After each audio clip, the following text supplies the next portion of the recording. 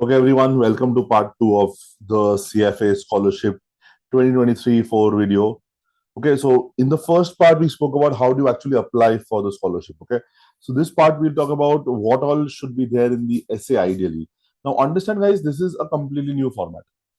We will be we'll be applying in this format for the first time, so to exactly know what kind of essays actually get the scholarship, what do not get the scholarship, what should be there in the essays, what should not be there in the essays, exact things in which essay what should be there is not there anywhere. We have no clue, but obviously there can be some kind of an estimate or a guess which we can make. So ideally, what CFA Institute said previously, those six things are the same which are there right now also. What should be a part of the essay, from the monetary requirement to your achievements to what have you contributed to the society, and to your interest towards finance, interest towards CFA. Those six specific things that are there on the CFA Institute scholarship page. Those six things are still there. So what I presume is that the six things have to now be divided into two different essays. So now you have ideally 500 words instead of 250 words. Now, couple of things, guys. Please remember, do not repeat anything. Use these 500 words very carefully. If you repeat something, it's foolish, right? So use these 500 words very carefully. Now, what are the two topics they ask you for? They say, what prompted you to apply for the scholarship, and how will receiving a scholarship make a difference in your pursuit of the CFA designation? Now, what I feel is that this part, the second essay, is more about the monetary, I can say, status you are in, or monetary state you are in. Like, you maybe hail from a family which is not doing that well, or your parents lost some job during COVID, or you had some personal losses which happened and you're not doing that well, money is required. And because I'm extremely interested in the whole CFA designation in the field of finance, getting such a scholarship would be extremely beneficial for me, because otherwise I will not be able to do a CFA. Or you can, along with that, also mention about how you are working hard already. Even as a student, you are working part time to fulfill your normal needs, and would want to get a scholarship so that I get motivated and I get the money to actually do the CFA designation. Because coming from a country like India, where the average salary or the average uh, income of one person is so low, affording such a course becomes extremely difficult, and it'll, if I cannot do it, my dreams will shatter, kind of a thing. And this part, what prompted you to apply for a scholarship, it will more be more about why do you deserve the scholarship. So it can have multiple things. Obviously, your story matters a lot. So where you can have something like that. What prompted you to apply for the scholarship? You can say that I come from this town or this village or this city of the country where hardly anyone is into the field of finance. But I know one senior of mine who was lucky enough to receive the scholarship, and because of which he could afford doing a CFA.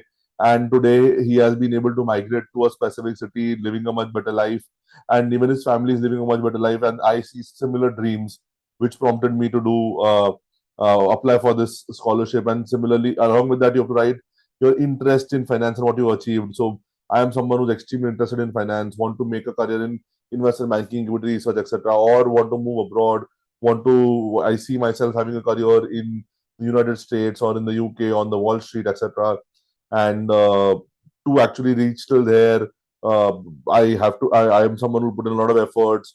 Currently also, I write a blog, or I do trading on my own, because that's what my interest in this field is. And because I'm interested in this field, and along with that, money is something which will be an issue.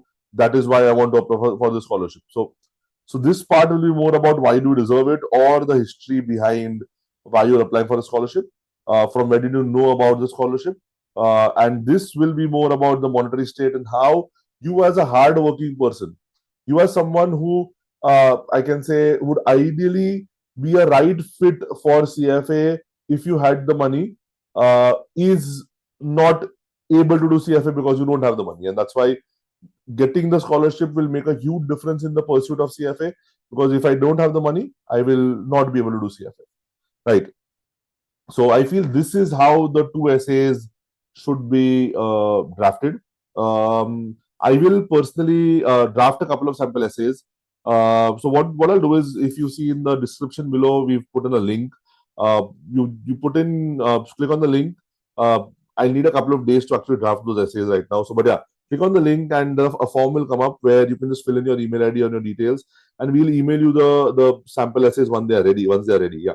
So you can use them as a benchmark. But as I told you, again, this is a punt. I am just putting in stuff with my prior experience of uh, s- like seeing how essays, or I can say CFA scholarships were given to what kind of students and what kind of essays. But because these are new essays or new formats, no one can be even near to be sure about whether this would work or not work. So yeah, you can use those sample essays if you feel that they might work and etc.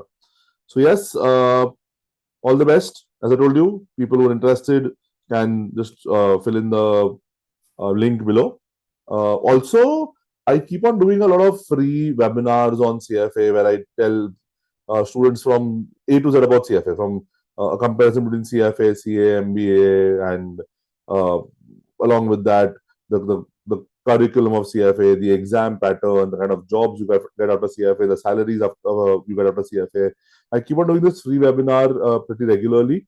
So if you're interested in attending this free webinar, again, I'll put the link of that webinar below. And if you're interested, you can register for whichever the next webinar is and attend the webinar and get to know everything about CFA. This is ideally for people who are going to start CFA now, who will be doing the level one in few months or in a couple of months or in some years, kind of a thing. People who are yet to start CFA, for them this webinar makes a lot of sense. Cool. So all the best for CFA, and don't forget to subscribe to our channel, like the video, and share the video with people who might feel this is important. Okay. Thank you so much. Goodbye.